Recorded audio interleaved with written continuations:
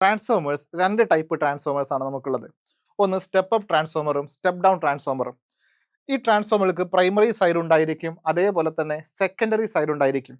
Primary സൈഡിൽ ഉണ്ടാകുന്ന കമ്പി ചുറ്റുകളുടെ എണ്ണം കുറവും സെക്കൻഡറി സൈഡിൽ ഉണ്ടാകുന്ന കമ്പി ചുറ്റുകളുടെ എണ്ണം കൂടുതലുമായിരിക്കും സ്റ്റെപ്പ് അപ്പ് ട്രാൻസ്ഫോമറിൽ.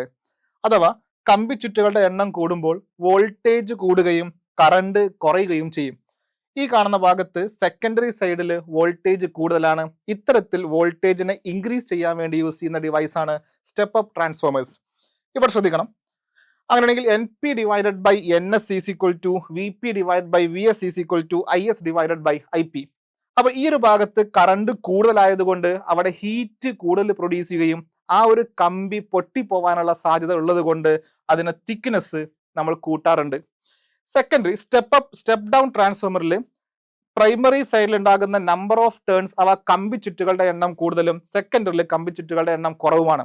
ഇവിടെ കമ്പി ചുറ്റുകളുടെ എണ്ണം കൂടുമ്പോൾ വോൾട്ടേജ് കൂടുകയും കറണ്ട് കുറയുകയും ചെയ്യുന്നു. അപ്പൊ ഈ ഒരു ഭാഗത്ത് കൂടുതൽ കറണ്ട് ഉള്ളത് കൊണ്ട് അവിടെ കട്ടി കൂടിയ കമ്പി ചുറ്റുകളാണ് ഉപയോഗിക്കാറുള്ളത്.